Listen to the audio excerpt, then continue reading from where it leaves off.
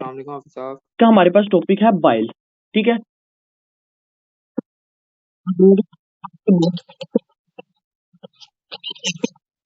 क्या होता है बाइल एसिड, क्या होता है, जो है ना, इसका रिलेशन क्या होता है कोलेस्ट्रॉल के साथ और इसके फंक्शंस। ठीक है, अच्छा अब हम स्टार्ट करते हैं कि बाइल में सबसे पहले तो हमारे पास ये जो बाइल है ये होता क्या। ठीक है, बेसिकली ये हमारे पास एक ऐसा साल्ट है, ठीक है, जो प्रोड्यूस होता है आपके लिवर के सेल्स के अंदर, जिसे हम हेपेटोसाइट कहते हैं। फॉर मैं कहता हूं कि मेरे पास ये है एक लिवर का सेल। ठीक है, ये मैं कहता हूं एक लिवर का सेल है जो कि पड़ा हुआ है राइट राइट हेपेटिक में। ठीक है, यानी राइट लोब में। और ये पड़ा है मेरे पास लेफ्ट लोब वाला हेपेटोसाइट। ठीक है, उसके बाद मैंने कहा था कि हमारे पास यहाँ कॉर्नर्स में पड़े होते हैं पोर्टल ट्राइएड। ठीक है, ये सबको पता। अब हमने बात ये करनी है कि हमारे पास जो बाइल है, इसकी ये जो साल्ट होता है ये बनता किधर है, ये आपका बनता है इस हेपेटोसाइट के अंदर। ठीक है, अच्छा अब सबसे पहले ये हमारे पास एक एसिड होता है। हमारे पास फॉर एग्जांपल मैं कहता हूँ ये जो हेपेटोसाइट है, हेपेटोसाइट्स के अंदर हमारे पास जो है ना पड़ा हुआ है बाइल एसिड, यानी बाइल एसिड हेपेटोसाइट ने बनाया। ठीक है, अब यही जो बाइल एसिड था यहां भी बना और आपका बाइल एसिड यहां भी बना। अब ये जो बाइल एसिड था ये एक ऐसा थिक था, ये बिल्कुल ना इसके ऊपर मतलब कहते हैं कि वाटर बिल्कुल नहीं था, बहुत ज्यादा थिक सोल्यूशन था। अब हुआ ये कि हेपेटोसाइट ने क्या किया, इस बाइल एसिड के साथ इन्होंने ग्लाइसिन और टाउरीन ऐड कर दी, यानी बाइल एसिड के साथ ग्लाइसिन और टाउरीन को ऐड करवा दिया। जब हमारे पास ग्लाइसिन और टाउरीन ऐड होगी अब ये क्या बन गया, अब ये बन गया बाइल साल्ट। इसी तरह इधर हुआ, बाइल एसिड के साथ जब ग्लाइसिन और टाउरीन बनी तो मिली तो फिर हमारे पास ये बन गया बाइल साल्ट। अब बाइल साल्ट का प्रोडक्शन हुई, बाइल साल्ट ने अब एक्सक्रीट कैसे होना है। अच्छा ये मैं आपको बता दूं, ये हो रही है एक प्राइमरी प्रोडक्शन। ठीक है, जिसको हम कहते हैं कि हेपेटोसाइट ने ही प्रोडक्शन करवा दी। एक होती है सेकेंडरी, वो भी हम पढ़ेंगे। सबसे पहले बात ये हो रही है कि बाइल साल्ट की जो प्रोडक्शन थी वो हो गई है। ठीक है, अब बाइल साल्ट की जो प्रोडक्शन है ये होने के बाद ये जाएगा बाइलरी ट्री में। अब बाइलरी ट्री मैंने आपको बताया था कि होता ये है कि यहाँ आपकी आ रही होती है कॉमन बाइल डक्ट। ठीक है, आपकी पहले आती है right hepatic duct, left hepatic duct. ठीक है, और फिर आती है हमारे पास यहाँ से बाइल डक्ट और वो बनती है फिर कॉमन बाइल डक्ट। ठीक है, और फिर वो जाके एम्पुला ऑफ वाटर और ड्रेन करती है ड्यूडेनम के सेकंड पार्ट में। अच्छा, अब मैं ये कह रहा हूं कि हमारे पास बाइल साल्ट की फॉर्मेशन हो गई है। अब बाइल साल्ट ने यहां से इन हेपेटोसाइट से निकलना है और हेपेटोसाइट से निकल के हमारे पास ये जो गॉल ब्लैडर है वहां जाके इस बाइल साल्ट ने स्टोर हो जाना है। ठीक है, और जब हमारे पास कोलिसिस्टोकाइनिन इसे कंट्रैक्शन करवाता है फिर हमारे पास ये जो बाइल साल्ट है ये एक्सक्रीट होता है और एक्सक्रीट होकर ड्यूडेनम के सेकंड पार्ट में चला जाता है और डाइजेशन करवा देता है। ये था हमारे पास बाइल का कैसे जो नॉर्मल फंक्शन है और इजी फंक्शन है ये कैसे करता है। पहले हमने कहा बाइल साल्ट बना। बाइल साल्ट की जो सिंथेसिस होती है सिर्फ इस वजह से नहीं होती, सिर्फ टाउरीन और ग्लाइसिन से नहीं होती, और भी वजह से होती है। इनमें हम पढ़ते हैं, लेकिन पहली चीज मैं ये कह रहा हूं कि जो बाइल साल्ट है ये हमारे पास बना किधर है, आपके हेपेटोसाइट में। और हेपेटोसाइट में बनने के बाद ये चला गया हमारे पास गाल ब्लैडर के सेल्स में जिसको हम कहते हैं कोलेंजियोसाइट्स। फिर ये कोलेंजियोसाइट में जाके स्टोर हो गया। ठीक है, जब यहां जाके स्टोर हो गया अब क्या हुआ, अब जब हमें हमारी बॉडी को डाइजेशन के लिए बाइल की जरूरत पड़ेगी तो यहां से जो बाइल है ये निकलेगा, कंट्रैक्शन गॉल ब्लैडर करवाएगा और बाइल निकलेगा और हमारे पास ड्यूडेनम के सेकंड पार्ट पे ड्रेन हो जाएगा। ये था हमारे पास पहली चीज बाइल की। ठीक है, अब हम पढ़ते हैं कि हमारे पास एक तो हमने पढ़ ली, सेकंड चीज पढ़ाने से पहले आपको एक बात बता दूं कि ये है मेरे पास एक मैकेनिज्म। मैं कहता हूं कि अगर हमारी बॉडी के अंदर कोलेस्ट्रॉल जो है वो हाई होगा तो याद रखना हमारी बॉडी के अंदर बाइल साल्ट हमेशा कम होगा। यानी कोलेस्ट्रॉल और बाइल साल्ट आपस में ऑपोजिट करते हैं। अब ये कैसे करते हैं हम देखते हैं। होता ये बेसिकली हमारी बॉडी के अंदर ना मैं कहता हूं कोलेस्ट्रॉल पड़ा हुआ है। अब हमने कोलेस्ट्रॉल से आपका जो है ना वो सेकेंडरी बाइल साल्ट यानी बाइल साल्ट बनाना है, कहां से, कोलेस्ट्रॉल से। अब हम देखते हैं हम ये कैसे बनाते हैं। होता ये बेसिकली ये जो कोलेस्ट्रॉल होता है ना ये चेंज होता है हमारे पास 7 हाइड्रोक्सी कोलेस्ट्रॉल के अंदर। क्या हुआ, कोलेस्ट्रॉल चेंज हुआ 7 हाइड्रोक्सी कोलेस्ट्रॉल के अंदर in the presence of 7 hydroxy लेज।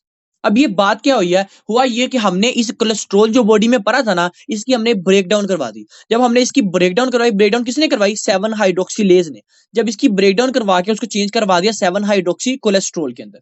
ठीक है, अब ये जो हमारे पास 7 हाइड्रोक्सी कोलेस्ट्रॉल है ये आगे हमारे पास चेंज हो जाएगा दो चीजों के अंदर। एक ये चेंज हो जाएगा हमारे पास कीनोकोलिक एसिड के अंदर, और एक ये हमारे पास चेंज हो जाएगा कीनो डीऑक्सीकोलिक एसिड। इसको सिंपल तरीके से याद रखना कि हमारे पास कोलेस्ट्रॉल चेंज हुआ 7 हाइड्रोक्सी कोलेस्ट्रॉल में, 7 हाइड्रोक्सी कोलेस्ट्रॉल चेंज हुआ कोलिक एसिड में या कीनोकोलिक एसिड में, और इधर चेंज हुआ कीनो डीऑक्सीकोलिक एसिड में।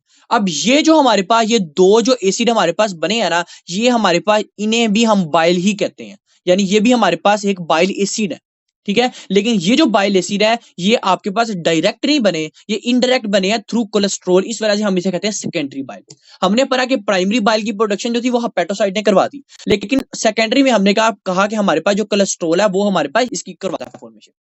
अब हम ये कहते हैं कि हमारे पास कोई भी बाइल एसिड है, देखो मैं कहता हूं कि हेपेटोसाइट के अंदर भी जो बाइल एसिड था इसकी प्रोडक्शन कैसे हुई है, क्यों इसकी प्रोडक्शन होना जरूरी थी इसके अंदर, और कैसे हुई है। याद रखना कि बाइल एसिड के सिंथेसिस के लिए, ये बुक में भी लिखा होगा, बाइल एसिड के हमारे पास जो है ना वो सिंथेसिस के लिए आपकी क्या क्या चीज जरूरी है। आपके जरूरी है पहली चीज फोस्फोलिपिड, ठीक है। सेकंड चीज आपकी जरूरी है कोलेस्ट्रॉल, और हमने पढ़ा कोलेस्ट्रॉल से कैसे हमारे पास जो है ना वो बाइल एसिड बनता है, ठीक है। थर्ड चीज आपका जरूरी है हमारे पास बिलिरुबिन, ठीक है। थर्ड चीज आपके जरूरी है कुछ आयंस, और फोर्थ चीज आपकी जरूरी है हमारे पास वाटर के मोलिक्यूल्स। यानी ये आपके बाइल को प्रोडक्शन करवाने के लिए ये चीजें जरूरी है। अभी तक जो आपने चीजें याद रखनी है वो ये रखनी है कि हमारे पास प्राइमरी बाइल की प्रोडक्शन हुई है और सेकेंडरी बाइल की प्रोडक्शन हुई है। सेकेंडरी हमने थ्रू कोलेस्ट्रॉल करवाई है, और प्राइमरी हमने जो है ना वो इस किस्म के जो है ना हेपेटोसाइट के अंदर करवाई है, ठीक हो गया। अच्छा, अब हमने बात की थी कि कोई भी बाइल एसिड है ये एक थिकनेस होता है, जब बाइल एसिड आपकी ग्लाइसिन और टाउरिन के साथ मिलता है तो वो बाइल साल्ट बन जाता है। अब यही जो बाइल साल्ट है ये जाएगा और गाल ब्लैडर में जाके कोलेंजियोसाइट सेल्स के अंदर जाके आपके डिपॉजिट हो जाएगा और वहां जाके स्टोर हो जाएगा। फिर जब उसे जरूरत होगी तो वहां से वो निकलेगा और ड्यूडेनम के सेकंड पार्ट में जाके ड्रेन होगा और फिर वहां जाके अब्जॉर्प्शन करवाएगा। अब हम बात करते हैं कि किस चीज की अब्जॉर्प्शन करवाएगा। बाइल जो होता है वो मेनली आपके, याद रखना, आपके कुछ हमारे पास मैक्रोलिपिड्स होते हैं, माइक्रोलिपिड्स जो होते हैं वो भी अब्सॉर्ब हो जाते हैं, लेकिन कुछ मैक्रोलिपिड्स होते हैं और कुछ हमारे पास फैटी मॉलिक्यूल्स होते हैं जो हमारे पास डाइजेस्ट नहीं हुए होते प्रोक्सिमल पार्ट में, ठीक है, या फिर स्टमक में, वो हमारे पास ड्यूडेनम के सेकंड पार्ट आके बाइल के थ्रू वो अब्सॉर्ब हो जाते हैं। पहली चीज हमारा बाइल का ये था फंक्शन, ठीक है। सेकंड चीज हमने कहा कि हमारे पास जो है ना वो बाइल करता क्या, ये आपके कोलेस्ट्रॉल की ब्रेकडाउन करवाता है, और हमने ये देखा कि ये जो हमारे पास था ना कोलेस्ट्रॉल की ब्रेकडाउन करवा के बाइल एसिड बना, यानी कोलेस्ट्रॉल की ब्रेकडाउन तो हुई, इस वजह से हम कहते हैं ये एक हमारे पास बड़ा इंपॉर्टेंट है कि ये बॉडी के मैकेनिज्म को मेंटेन करवाने के लिए सेकेंडरी बाइल बना देता है ताकि हमारे पास जो है वो कोलेस्ट्रॉल बॉडी में ज्यादा ना हो, ठीक है। थर्ड चीज जो बाइल होता है ये आपका माइक्रो ऑर्गेनिजम्स को किल करवाने में बड़ा मेन रोल प्ले करता है। लेकिन एक चीज याद रखना, कुछ हमारे पास कुछ बैक्टीरियाज होते हैं, ठीक है, जो नॉर्मल फ्लोरा होते हैं किसके अंदर, हमारे इंटेस्टाइन के अंदर, उनको किल नहीं करता। कुछ जो माइक्रो ऑर्गेनिजम्स थ्रू फूड आ जाते हैं, ठीक है, कुछ माइक्रो ऑर्गेनिज्म जो खुद ब खुद इंटेस्टाइन के अंदर ही बन जाते हैं, उनको किल करवाने में भी ये जो बाइल है ये बड़ा मेन रोल प्ले करता है, ठीक है। अच्छा, अब हमारे पास याद रखना कि अगर तो आपका जो बाइल है, अगर तो जो आपका बाइल है वो आपके पास एब्जॉर्ब ना हो ड्यूडिनम है, हमने कहा जो बाइल है वो एब्जॉर्ब कहाँ होता है, आपके जो ड्यूडिनम है उसके सेकंड पार्ट में आके जब आएगा तो यही जो है वो एब्जॉर्ब हो जाएगा, ठीक है। लेकिन अगर ये एब्जॉर्ब नहीं होता तो हम फिर इस डिसीज को कहते हैं क्रोन डिसीज। अब ये क्रोन डिसीज में याद रखना आपका ज्यादातर जो है ना वो distal duodenum and proximal duodenum involve होता है, ठीक है, कभी भी प्रोक्सिमल ड्यूडिनम इन्वॉल्व नहीं होता। मैंने क्रोन डिसीज के बारे में क्या कहा, मैंने कहा कि हमारे पास जो बाइल है ना मेनली उसने आके यहाँ के स्टोर होना है, लेकिन अगर ये बाइल यहाँ के स्टोर नहीं, मतलब रीअब्जॉर्ब नहीं होता, एब्जॉर्ब नहीं होता, और यही हमारे पास जो बाइल है वो डिपोजिट हो जाता है, और इसकी इस बाइल जब ज्यादा अकुमुलेट होने लग जाता है फिर हम इसे कहते हैं क्रोन डिसीज। इसकी वजह से हमारे पास इन्फेक्शन होती है, ठीक है, और हमारे पास इसकी वजह से ऑब्स्ट्रक्शन भी हो सकती है, इसकी वजह से हमारे पास बहुत ज्यादा जो है ना बॉडी के मैकेनिज्म खराब हो सकते हैं, इस वजह से हम कहते हैं यह क्रोन डिसीज, ठीक है। वैसे तो हमारे पास जो क्रोन डिसीज है इसका एक अलग टॉपिक है, लेकिन इसमें हमने ये बात की है कि हमारे पास जो बाइल है अगर यहाँ ना एब्जॉर्ब हो हम कहते हैं यह क्रोन डिसीज, ठीक है। और अगर ये एब्जॉर्ब नहीं होगा तो हमारे पास जो फूड है, फूड के मोलिक्यूल्स हैं वो भी सही तरह से पास आउट नहीं हो पाएंगे, ठीक है, वो हम उसे क्रोन डिसीज में ही डिस्कस करते हैं, ठीक है। ये था हमारे पास। अब हमारे पास इसके बाद आता है हमारे पास बिलिरुबिन। कौन से पार्ट्स की बात करें, distal duodenum and proximal duodenum. इसमें आपका जो इलियम होता है ना वो भी इन्वॉल्व होता है, लेकिन इलियम बहुत ज्यादा कम इन्वॉल्व होता है। मेनली आपके इन्वॉल्व होते हैं आपके distal duodenum and proximal duodenum.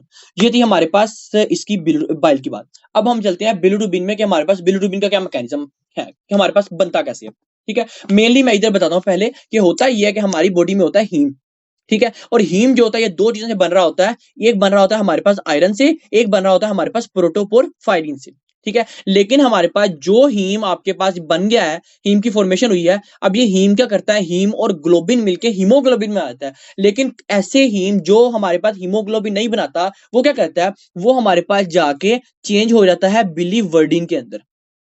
ठीक है, अब यही जो बिलीवर्डिन है, ये सब कुछ लीवर में हो रहा है, बिलीवर्डिन में। अब ये जो बिलीवर्डिन है, ये क्या करता है, ये चेंज हो जाता है हमारे पास अनकॉन्जुगेटेड बिलिरुबिन के अंदर।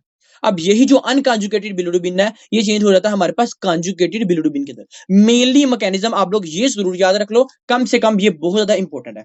ठीक है, बाकी मैं आपको बुक से भी बताता हूँ कि हमारे पास उसमें कौन कौन सा मैकेनिज्म है, लेकिन ये मैकेनिज्म याद रख लो कि जो सा हीमोग्लोबिन नहीं बनाता, वो बिलीवर्डिन में चेंज हो जाता है। और बिलीवर्डिन हमारे पास अनकॉन्जुगेटेड, ये होता है हमारे पास एक ग्रीनिश कंपाउंड। ठीक है, और ये चेंज हो जाता है अनकॉन्जुगेटेड में, और अनकॉन्जुगेटेड चेंज होता है कॉन्जुगेटेड में, और ये एक येलो कंपाउंड है। इस वजह से हम कहते हैं कि अगर बॉडी में अनकॉन्जुगेटेड बिलिरुबिन ज्यादा हो जाए या कॉन्जुगेटेड बिलिरुबिन ज्यादा हो जाए, तो हमारे पास येलो अपीयरेंस आ जाएगी, जिसको हम जॉन्डिस भी कहते हैं। और इनकी काफी टाइप्स हैं कि अनकॉन्जुगेटेड बिलिरुबिन ज्यादा हो, कम हो, कॉन्जुगेटेड ज्यादा हो, कम हो।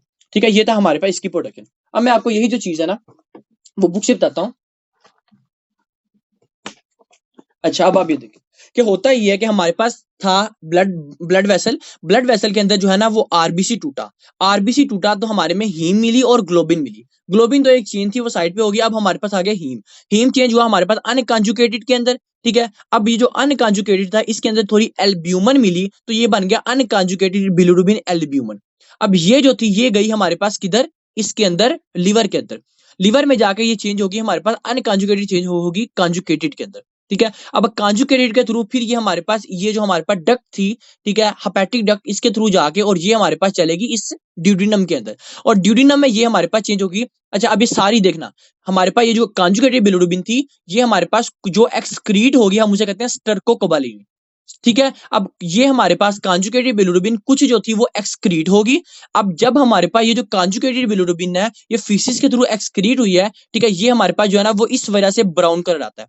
कोई भी कहे कि हमारे पास फीसिस का ब्राउन कलर क्यों होता ही है कि जब कॉन्जुगेटेड बिलिरुबिन का कुछ पार्ट आपके ड्यूडिनम से जाके, आपके रेक्टम से जाके एक्सक्रीट होता है थ्रू फीसिस, तो हम इसे कहते हैं स्टर्कोबिलिन, और स्टर्कोबिलिन का कलर होता है ब्राउन। ठीक है, अब हमारे पास जो चीज आपकी, मैंने कहा देखो 80% जो था वहां अब्सॉर्ब हो गया, लेकिन 20% क्या था, 20% में से हमारे पास जो 10% था वो चला गया किडनी में, और किडनी से जाकर यूरिन के थ्रू निकला, और इसने क्या किया, इसने यूरिन को आपका येलो कलर दिया। इस वजह से कोई भी पूछे कि यूरिन का येलो कलर क्यों होता है ये कि हमारे पास जो कॉन्जुगेटेड बिलिरुबिन होता है, कुछ हमारे पास चेंज हो जाता है, किसमें, इसके अंदर किडनी में जाता है, और किडनी में जाके ये हमारे पास यूरोबिलिन के अंदर चेंज होता है, और यूरोबिलिन का जो कलर होता है वो होता है येलो। और कुछ जो होता है वो वापस चला जाता है, और वापस जाके फिर हमारे पास जो है ना, वो चेंज हो जाता है इसके अंदर। ठीक है, दोबारा कॉन्जुगेटेड के अंदर चेंज हो जाता है, और दोबारा ये मैकेनिज्म के थ्रू चलता है। ये था हमारे पास बिलीरुबिन का टॉपिक। ठीक है, ये काफी आसान टॉपिक था, इसलिए मैंने इसमें इतना टाइम नहीं लगाया। अच्छा, इसमें से कोई बता दे, कोई क्वेश्चन है तो फिर हम चलते हैं आगे।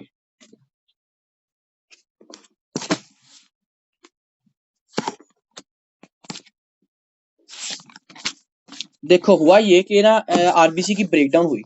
अब देखो, इन्होंने तो कहा है ना कि आरबीसी जो है ना वो ब्रेकडाउन हुए हैं, लेकिन आप ये चीज ना याद रखो, ये भी देखो कि हमारे पास, जब हमारे पास हीम और ग्लोबिन मिला, ये हमारे पास दोनों बना के बनाया हीमोग्लोबिन, और हीमोग्लोबिन जब आपके पास मिलते हैं, तो ये आपके पास आरबीसी के अंदर स्टिमुलेट हो जाते हैं। अब अगर हम इसी चीज को, पॉइंट को ऑपोजिट लाएं, ठीक है, मैंने इसलिए पहले बात बताई थी कि हीम जो था वो जो चेंज नहीं होगा, वो चला जाएगा बिलीवर्डिन के अंदर। लेकिन वही बात अगर मैं इसको ऑपोजिट लाऊं, तो मैं अगर आरबीसी की ब्रेकडाउन करवाता हूं, तो ये आपके पास हीमोग्लोबिन बनाएगा, और हीमोग्लोबिन आगे से फिर हमारे पास हीम बना देगा, और फिर हम हीम से आगे बिलीवर्डिन बना देंगे, वो हमारे पास फिर अनकॉन्जुगेटेड बिलिरुबिन और बिलिरुबिन बना देंगे। ये वाला मैकेनिज्म ऐसे ऑपोजिट जाता है। लेकिन अगर आप इस तरह याद रखो, तो क्या होगा, हीम और ग्लोबिन मिले, हीमोग्लोबिन बनाए, आरबीसी बना। हमारे पास जो हीम होता है ना, देखो, हीम आपके पास बनता है आयरन से, ठीक है, और बनता है प्रोटोपोरफायरिन से। हमारे पास कुछ आयरन का मॉलिक्यूल और कुछ प्रोटोपोरफायरिन का मॉलिक्यूल, ये हमारे पास बनाता है हीम। और हीम और ग्लोबिन बना के हमारे पास बनाता है हीमोग्लोबिन, और फिर यही जो हीमोग्लोबिन होता है, ये आरबीसी में जाके, ये हमारे पास पूरा जो आरबीसी का स्ट्रक्चर है वो मेंटेन करवा देता है। और इसके अंदर कुछ हमारे पास, हाँ, ये बात। अच्छा, अब हमारे पास आते हैं, हम चलते हैं पैथोलॉजी की तरफ। ठीक है, अब जो है ना, मैं आपको पैथोलॉजी पढ़ाने से पहले ये बात बता दूं कि पैथोलॉजी के कोशिश करने हैं, कुछ नोट्स खुद बना लेने हैं, या बुक में नोट कर लो।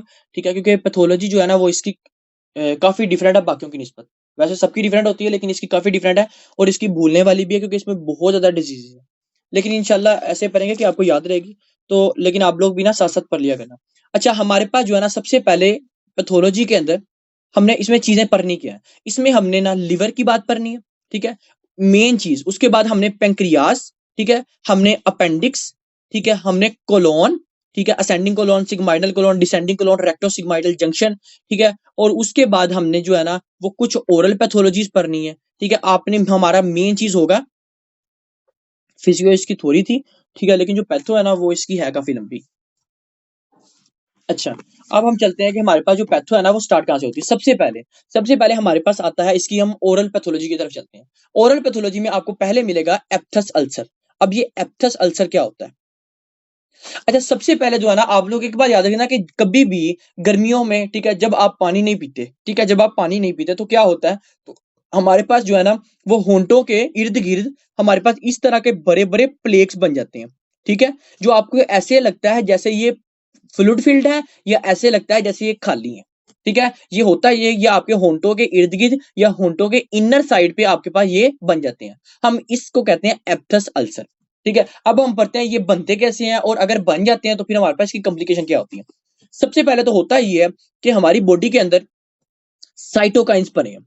अब ये साइटोकाइंस क्यों पड़े होते हैं? साइटोकाइन इसलिए पड़े होते हैं कि अगर हमारे पास कोई भी ये टी टी सेल्स हैं, अगर आपके पास कोई भी इंफेक्शन होती है बॉडी में तो ये आपके पास वो लड़ने में हेल्प करते हैं, ठीक है। अब मैं इसकी पैथोफिजियो बताऊंगा जो आप लोगों ने याद रखनी है। मैं कहता हूं कि हमारा एक बंदा है वो है डिहाइड्रेटेड, ठीक है, उसके अंदर जो वाटर है वो हमारे पास बॉडी में कम हो गया, यानी मेनली आपके लिप्स में जो वाटर है उसकी कंसंट्रेशन कम हो गई है।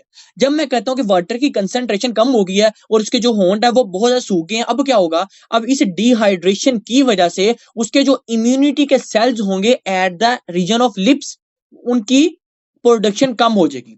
या ये करो कि कोई बंदे ने पानी नहीं पिया, जब पानी नहीं पिया होंठ सूखे, उसकी वजह से जो उसके हमारे पास इम्यून सिस्टम के सेल्स थे उनका फंक्शन हो गया कम। जब इम्यून सिस्टम के सेल्स का फंक्शन हो गया कम तो हुआ ये कि हमारी बॉडी में साइटोकाइंस थे, ठीक है। जब हमारी बॉडी के अंदर इम्यून सिस्टम सेल्स का काम कम हुआ तो साइटोकाइंस ने क्या किया, साइटोकाइंस ने आपकी बॉडी को मेंटेन करने के बजाय आपकी बॉडी को डैमेज किया। अब वो कैसे किया देखना, हुआ ये कि हमारे पास ये जो साइटोकाइंस था इसने जो हमारे पास एंडोथीलियल सेल्स थे, एंडोथीलियल सेल्स किसके, लिप्स के, इसके इस एंडोथीलियल सेल्स को कर दिया डैमेज।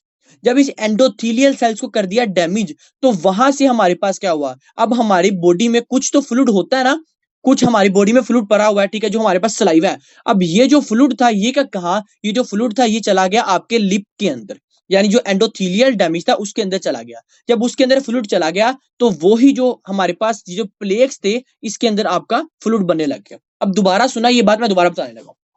हुआ ये, मैंने कहा कि हमारे पास ये है लिप्स, ठीक है। अब लिप्स डिहाइड्रेटेड थे, ठीक है, इस डिहाइड्रेटेड थे तो हुआ ये कि साइटोकाइंस रिलीज हुए, ठीक है, इम्यून सिस्टम कम हुआ, साइटोकाइंस रिलीज हुए। साइटोकाइंस ने क्या किया, हमारे पास यहाँ एंडोथीलियल सेल्स से इनको कर दिया डैमेज।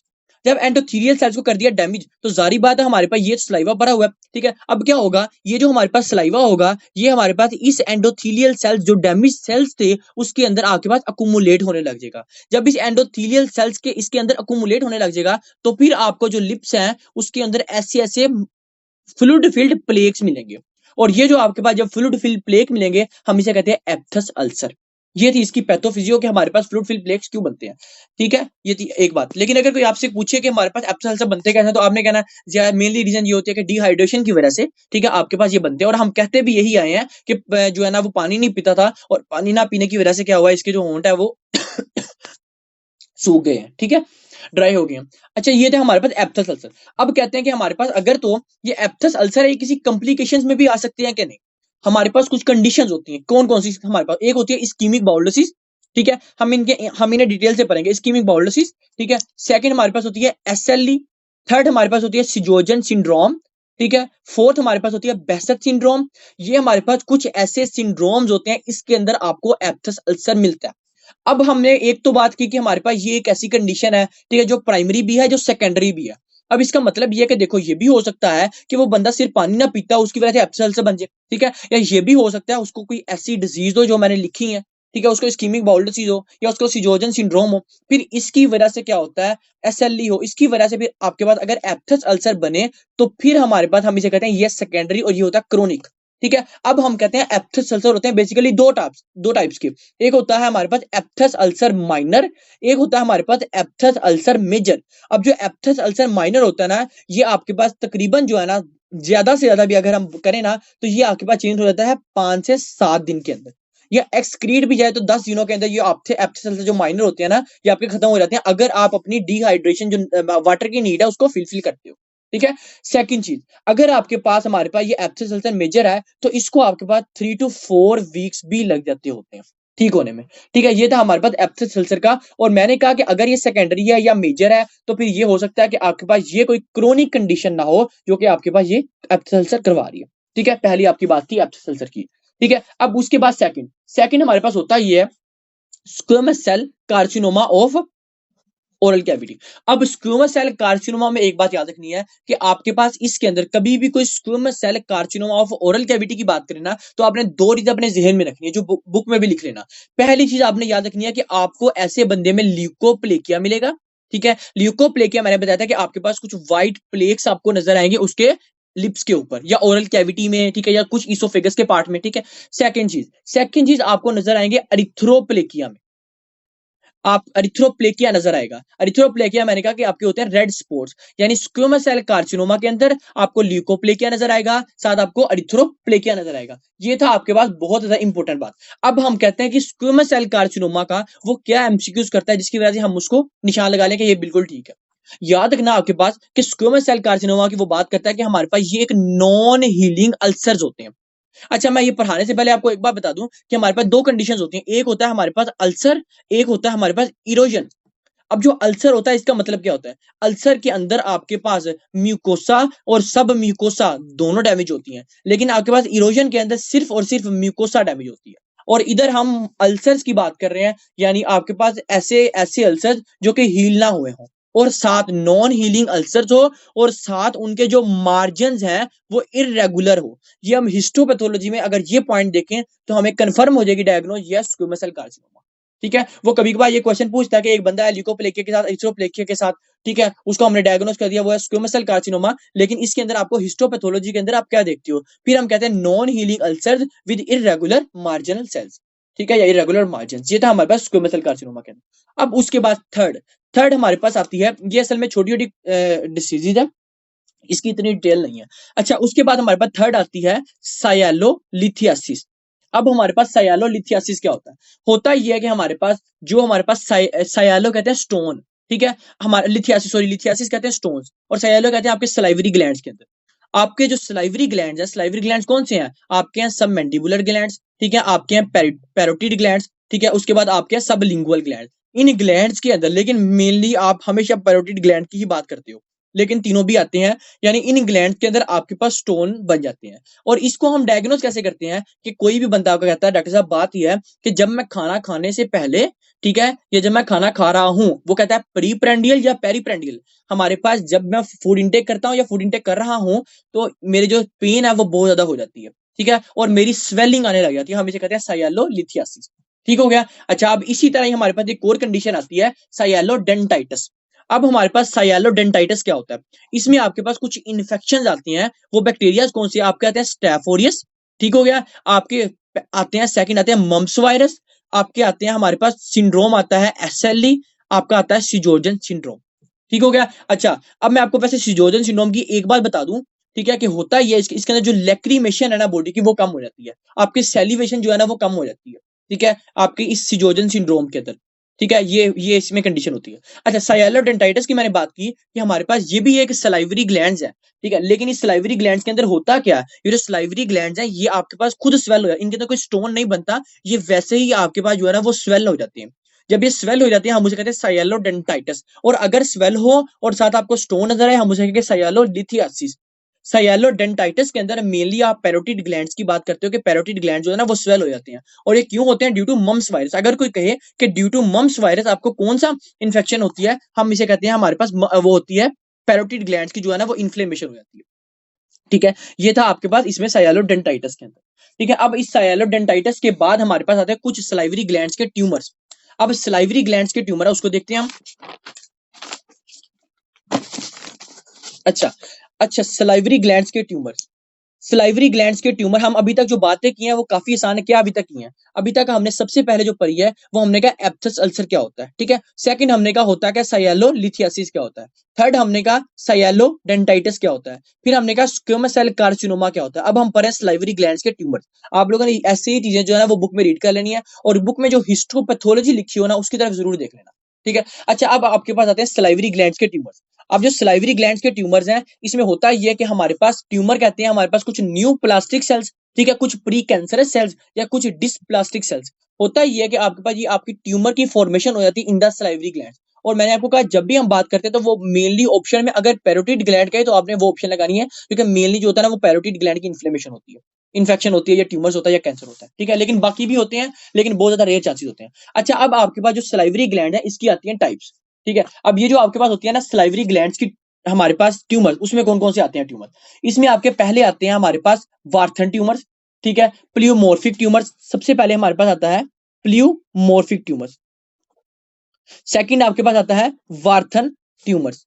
और थर्ड आपके पास आता है म्यूको एपिटरमाइड ट्यूमर्स या म्यूको एपिटरमाइड कार्सिनोमा।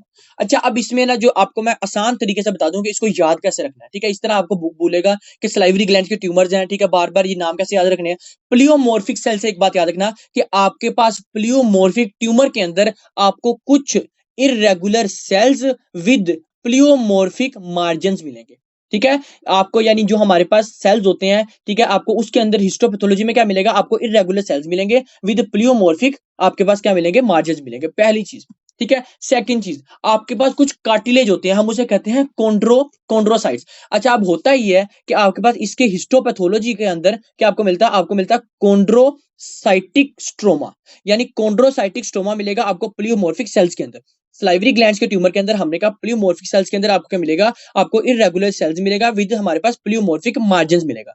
और सेकंड हमारे पास क्या मिलेगा, आपके पास कॉन्ड्रोमिक्सॉइड या कॉन्ड्रोसिस्ट स्ट्रोमा मिलेगा, ठीक है, आपको या स्टोमेटा मिलेगा। किधर मिलेगा, आपको प्लियोमोर्फिक के अंदर, ठीक है। आपने इसकी सिर्फ आप हमेशा सलाइवरी ग्लैंड्स के ट्यूमर को हिस्टोपैथोलॉजी के बेस पे हमेशा डायग्नोस कर सकते हो, वैसे नहीं कर सकते, ठीक है। अच्छा, अब उसके बाद आता है हमारे पास वार्थन ट्यूमर। वार्थन ट्यूमर की हिस्ट्री वो मेनली देगा स्मोकिंग के साथ, ठीक है, क्योंकि ये आपके पास जो हिस्ट्री होती है ना बनी, वो कहेगा कि एक आपके पास पेशेंट था, उस 10 साल से जो है ना वो स्मोकिंग कर रहा था, ठीक है, और इसकी दिन में 1 सिगरेट 2 सिगरेट जो है ना वो डिब्बी खत्म करता था।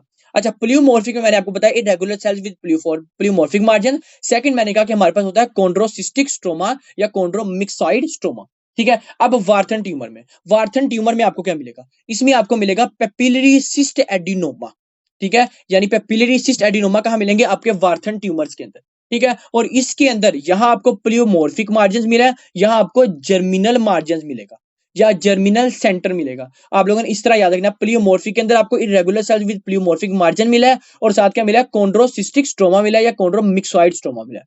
वार्थन ट्यूमर के अंदर आपको पेपिलरी सेल्स मिला है विद इरेगुलर या रेगुलर हमारे पास जर्मिनल सेंटर या जर्मिनल मार्जिन मिले हैं, ठीक है। और इसकी जो हिस्ट्री होगी वो स्मोकिंग के साथ वो जरूर कहेगा, ठीक है। अब उसके बाद आता है म्यूको एपिटरमाइड। म्यूको एपिटरमाइड से याद रखना है कि हमारे पास म्यूका यानी आपकी म्यूसिनस, आपके जो म्यूसिनल सेल्स होंगे उसकी डिस्ट्रप्शन मिलेंगी, यानी आपके लिप्स के अंदर कुछ म्यूसिनल सेल्स होते हैं जिनका काम होता है आपके जो फ्लूइड है ना उसको और जो है ना वो स्टिमुलेशन करवाना, ठीक है, यानी फ्लूइड को रीअब्सॉर्ब नहीं होने देना। ये होते हैं हमारे पास म्यूसिनस सेल्स। ये म्यूसिनस सेल्स जो होते हैं इसके अंदर आपको म्यूको एपिडर्माइड के अंदर आपको म्यूसिनस सेल्स में और साथ हमारे पास कुछ जो स्क्वेमस एपिथेलियम होता है इसका डैमेज मिलेगा।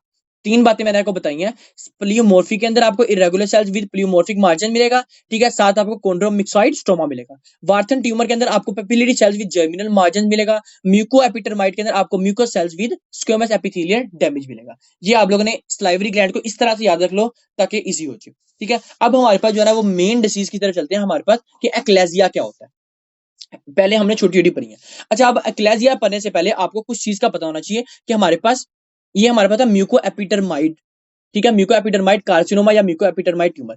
इसके अंदर क्या होता है, इसके अंदर आपके पास कुछ म्यूसिनस सेल्स जो होते हैं ना, उनका डैमेज हो जाता है, ठीक है, या म्यूसिनस सेल्स जो होते हैं ना, इनका ओवर प्रोलिफरेट हो जाता है। जब भी किसी चीज का ओवर प्रोलिफरेट हो जाए ना, या हाइपरप्लाजिया हो या हाइपरट्रोफी हो रही, तो वो कैंसर में चेंज हो जाता है। तो आपको इसके अंदर स्क्वेमस एपिथेलियल का डैमेज मिलेगा, साथ आपको म्यूसिनस सेल्स का हाइपरट्रोफी मिलेगा या म्यूसिनस सेल्स का डिस्प्लाजिया मिलेगा, ये आपको मिलेगा। अच्छा, उसके बाद आता है एक्लेजिया। एक्लेजिया पढ़ने से पहले आपको एक चीज का पता होना चाहिए, हमारे पास लोअर इसोफेजियल स्फिंक्टर टोन क्या होती है।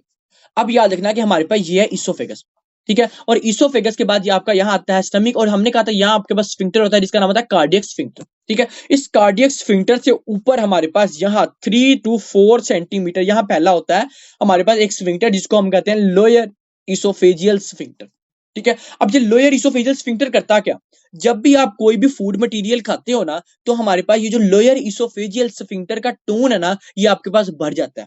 जब ये लोअर इसोफेजियल स्फिंक्टर का टोन बढ़ जाता है ना, तो ये आपकी जो इसोफेगस होती है ना, ये कंट्रैक्ट हो जाती है, ताकि आपका जो फूड मटेरियल था वो रिगर्जिटेट करके वापस ना जाए, ठीक है, ये आपके पास हो जाती है। लेकिन बाद में क्या होता है, बाद में आपकी यही जो लोअर इसोफेजियल स्फिंक्टर थी, ये थोड़ी कम होती है, जिसकी वजह से रिलैक्स हो जाता है, और फिर यही जो लोअर इसोफेजियल स्फिंक्टर थी, ये नॉर्मल आ जाती है जब आपके पास फूड डाइजेस्ट हो जाती है, ठीक है। ये था आपका लोअर इसोफेजियल स्फिंक्टर टोन क्या होती है। अब आप लोगों ने बड़ी डिजीज आएंगी जिसमें आप सिर्फ डायग्नोस करोगे, इससे हमारे पास लोअर इसोफेजियल स्फिंक्टर टोन, मैं दोबारा बता देता हूँ। बात मैंने ये कही कि हमारे पास ये है इसोफेगस, ठीक है। इसोफेगस में मैं ये है इसोफेगस, ठीक है। इसोफेगस के बाद हमारे पास ये आता है स्टमक, ठीक है। इस स्टमक में हमारे पास हमने कहा कि इस स्टमक का जो ऊपर पार्ट होता है ना, यहाँ हमारे पास होते हैं कार्डियक स्फिंक्टर्स, ठीक है। ये कार्डियक स्फिंक्टर से ऊपर हमारे पास 3 to 4 सेंटीमीटर आपके पास एक स्फिंक्टर फैला होता है, इसका नाम होता है लोअर इसोफेजियल स्फिंक्टर, ठीक है। अब ये लोअर इसोफेजियल स्फिंक्टर का काम क्या होता है, जब भी हम खाना खाते हैं ना, कोई भी फूड इंटेक किया है, ठीक है, कोई भी फूड इंटेक किया है, तो ये जो फूड है हमारे पास ये स्टमक में जब जाता है, ठीक है, तो ये लोअर इसोफेजियल स्फिंक्टर कंट्रैक्ट हो जाते हैं, ठीक है। जब ये लोअर इसोफेजियल स्फिंक्टर कंट्रैक्ट हो जाती है ना, तो फूड जो होता है वो स्टमक में डाइजेस्ट होता रहता है और आगे चला जाता है। और मैं अगर आपसे पूछूं कि अगर हमारे पास ये लोअर इसोफेजियल स्फिंक्टर कंट्रैक्ट ना हो, तो फिर क्या होगा, फिर ये जो हमारे पास फूड है ये वापस नहीं चला जाएगा, और आपको एंटी पेरिस्टाल्टिक मूवमेंट के थ्रू वोमिटिंग आ जाएगी। इसीलिए इस लोअर इसोफेजियल स्फिंक्टर का क्लोज होना बहुत जरूरी है, ठीक है, कंट्रैक्ट होना बहुत जरूरी है। अच्छा, पहली चीज आपकी मैंने ये बात की। अब होता ये है कि ये हमारे पास जो कंट्रैक्शन हुई है, यानी मैंने जब हमने फूड खाया, जब हमने कोई खाना खाया, तो हमारे पास ये जो इसोफेगस का लोअर पार्ट था ये कंट्रैक्ट हुआ। कंट्रैक्ट की क्यों हुआ, ताकि हमारे पास ये जो हमारे पास फूड था वो रिगर्जिटेट करके वापस ना आ जाए, ठीक है। इसीलिए ये लोअर इसोफेजियल स्फिंक्टर ने कंट्रैक्ट किया, ठीक है। अब सेकंड चीज, जब हमारे पास ये लोअर इसोफेजियल स्फिंक्टर कंट्रैक्ट करता है ना, हम इसे कहते हैं lower oesophageal sphincter tone increase. इसीलिए मैंने बताया कि जब ये कंट्रैक्ट करेगा हम इसे कहते हैं इंक्रीज, और कंट्रैक्ट भी कब करता है, जब हमने फूड इनटेक कर लिया होता है, ठीक है। अगर मैं कहूं कि हमारे पास लोअर इसोफेजियल स्फिंक्टर कम है, इसका मतलब ये है कि आपके पास ये जो स्फिंक्टर है ये रिलैक्स हुआ हुआ है, ठीक है। हम ये बात ही हमारे पास डिफरेंशिएट कि लोअर इसोफेजियल स्फिंक्टर टोन ज्यादा कब होती है और लोअर इसोफेजियल स्फिंक्टर टोन कम कब होती है। हमने काफी डिजीजेस बनी है जिसमें हम सिर्फ डायग्नोस करेंगे इस बेस पे कि लोअर इसोफेजियल स्फिंक्टर इंक्रीज हो गई है या हमारे पास डिक्रीज हो गई है, ठीक है। अब हम चलते हैं, हमारे पास एक डिजीज आती है एक्लेजिया। अब एक्लेजिया के अंदर क्या होता है, अच्छा मैं वैसे एक बात बता दूं दोबारा कि हमारे पास लोअर इसोफेजियल स्फिंक्टर की और बात क्या, याद रखना कि हमारे पास जब भी मैंने बात की कि लोअर इसोफेजियल स्फिंक्टर है, जब ये कंट्रैक्ट करता है, इसका मतलब ये है कि लोअर इसोफेजियल स्फिंक्टर का जो टोन है वो बढ़ गया, ठीक है। सेकंड चीज मैंने कहा कि जब हमारे पास लोअर इसोफेजियल स्फिंक्टर रिलैक्स करता है, इसका मतलब ये होता है कि लोअर इसोफेजियल जो स्फिंक्टर है उसकी टोन कम हो गई है, ठीक है। ये बात मैंने कही।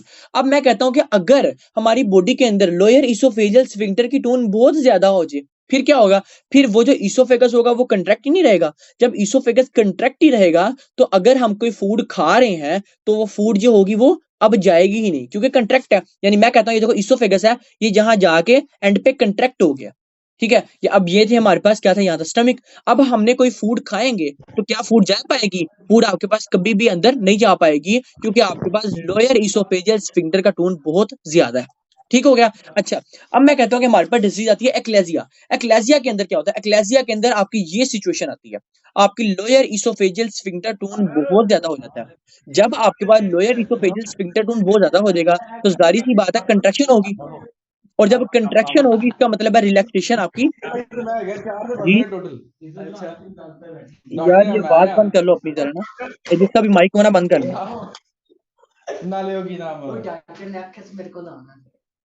यार, ये अपना माइक बंद कर दो। अच्छा देखो, हम क्या पढ़ रहे थे, हमने कहा था कि हमारे पास जो एक्लेजिया कंडीशन है वो क्या होती है। हमने बात ये कही कि हमारे पास जो एक्लेज है उसके अंदर हमारे पास ये जो लोअर इसोफेजियल स्फिंक्टर का टोन है ना ये बढ़ जाता है। जब हमारे पास ये लोअर इसोफेजियल स्फिंक्टर का टोन बढ़ जाएगा तो क्या होगा कि जो इसोफेगस का लोअर पार्ट है ये कंट्रैक्ट हो जाएगा।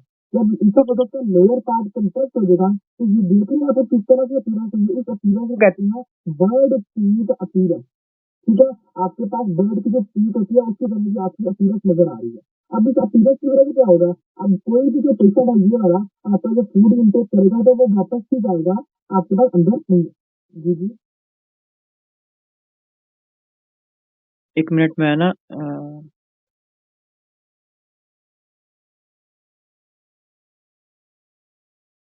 अच्छा, मैंने ये बात की कि हमारे पास जो है ना अक्लेजिया कंडीशन के अंदर क्या हुआ। अक्लेजिया कंडीशन के अंदर आपका ये जो लोअर इसोफेजियल स्फिंक्टर का टून है ना ये भर गया।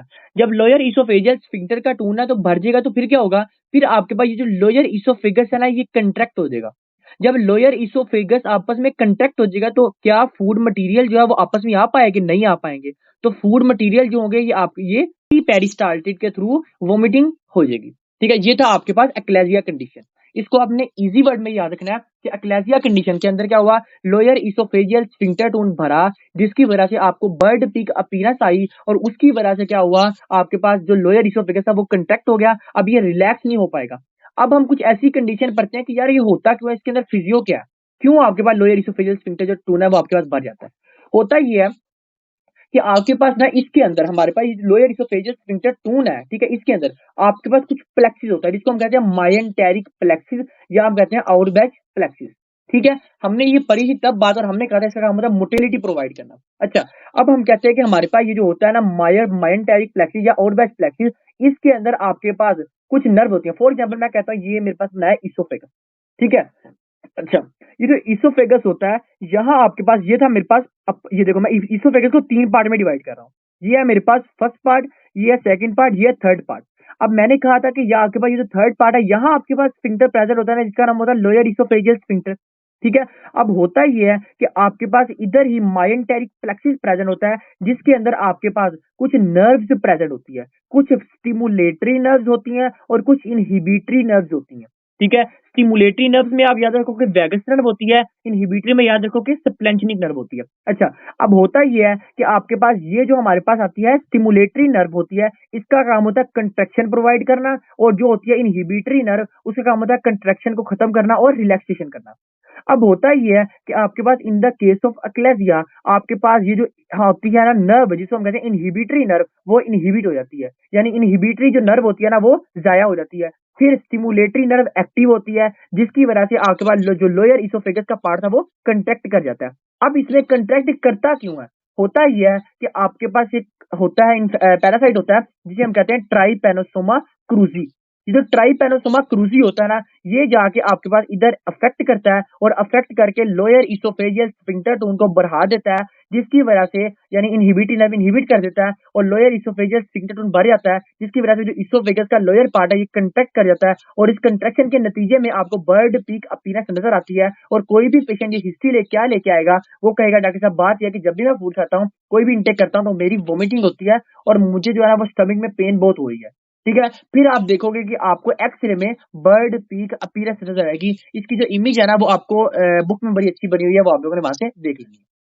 ठीक है, ये था आपके पास इसमें बात। और एक बहुत ज्यादा इंपॉर्टेंट क्वेश्चन है कि होता ये इसके अंदर आपकी जो पेरिस्टाल्टिक मूवमेंट होती है ना वो एब्सेंट हो जाती है। हम इसे कहते हैं एब्सेंट पेरिस्टाल्टिक मूवमेंट या हम कहते हैं एब्सेंट इसोफेजियल पेरिस्टाल्सिस। ये आप लोगों ने ये लाइन लिख लेना अगर नहीं लिखी तो, एब्सेंट इसोफेजियल पेरिस्टाल्टिक या एब्सेंट पेरिस्टाल्टिक मूवमेंट जब भी जिक्र आए आपने एक्लेजिया की ऑप्शन लगानी है। क्योंकि अगर पेरिस्टाल्टिक मूवमेंट एब्सेंट है इसका मतलब क्या है कि फूड मटेरियल जो है वो आपके पास स्टमक में नहीं जा रहा। और स्टमक में क्यों नहीं जा रहा, क्योंकि हमारे पास जो हमारे पास लोअर इसोफेजियल स्फिंक्टर है वो आपके पास कंट्रैक्ट कर गए हैं due to lower oesophageal sphincter to increase. ठीक हो गया, ये था आपका आज का टॉपिक। फिर आप ट्रीट कर देते हो बोtulinum टॉक्सिन्स के थ्रू, ठीक है, वो आप लोगों ने ऐसे ही देख लेना। इसमें बता दो किसी का कोई क्वेश्चन हो तो।